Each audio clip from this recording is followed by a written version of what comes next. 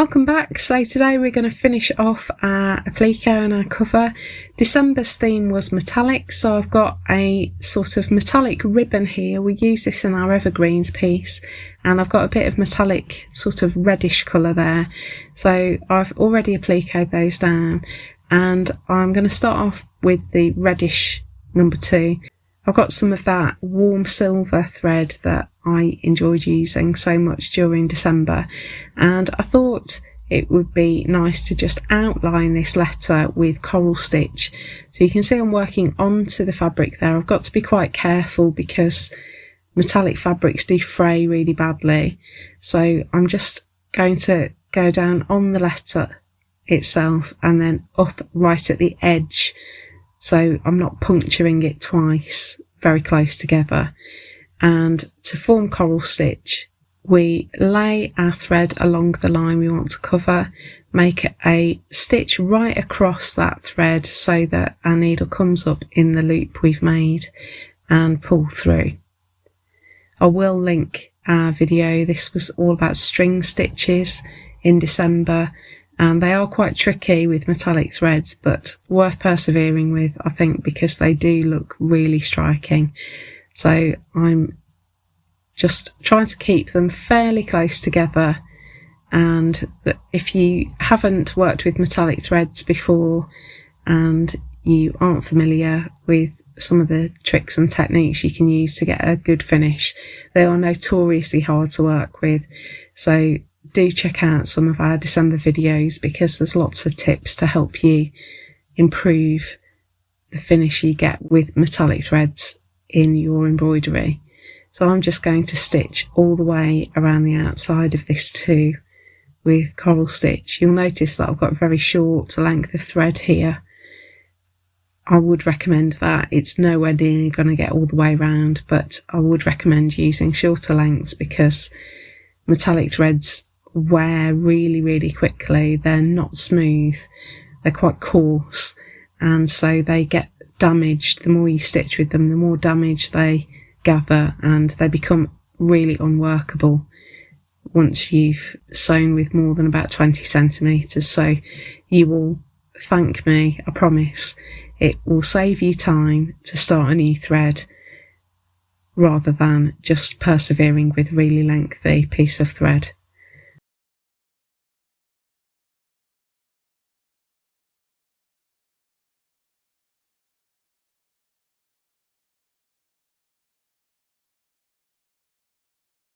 So I'm just going to go back round the other way now.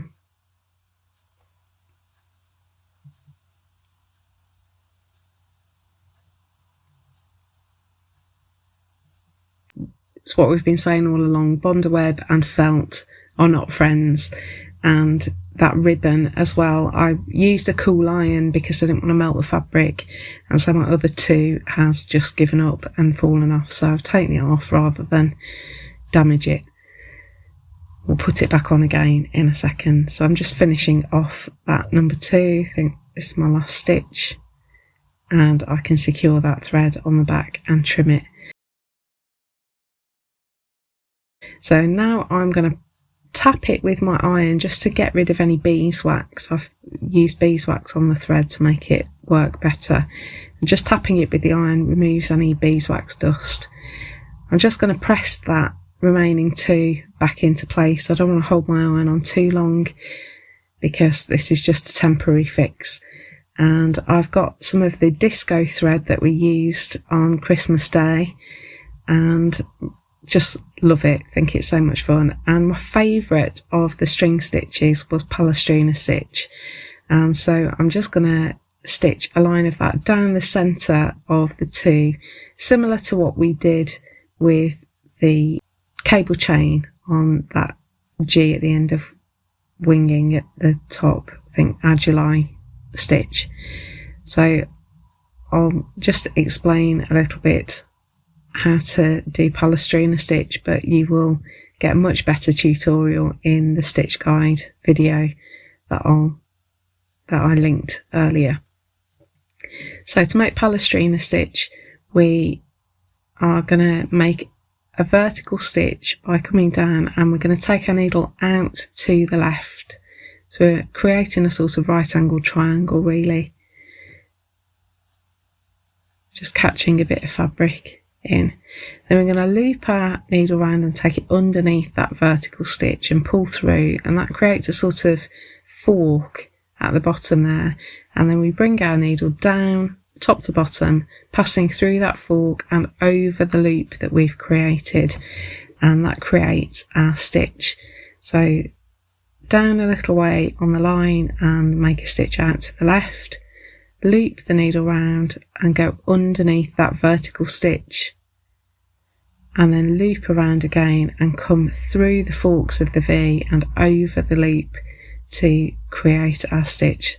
So I'm going to make a line of those stitches all the way down the centre of the two. You can see me trying really hard to position the stitch, and I'm working with 2 strands of thread here because I wanted a nice chunky finish. That does make life quite difficult when you're working with metallics because they don't want to work together, they want to do their own thing. So there's lots of trial and error, lots of sort of shuffling the needle so that I'm not separating strands of metallic thread or anything like that. So to finish off that curve, I've actually just taken my needle back through the fabric and I'm starting a new line of Palestrina stitch rather than having a stitch going in a peculiar direction. And I think you'll get a better finish doing that rather than just carrying on and turning the corner. So I'm securing that on the back, and that's our cover complete. That's all the applique we're going to do. So I will make a longer video, just getting rid of the beeswax there. I will make a longer video showing how I turn this now into a complete cover and how I attach my pages into this book wrap. So I hope you've enjoyed that. Thanks so much for joining me through our 12 Stitches of Christmas, and I will see you soon in our next video. Bye.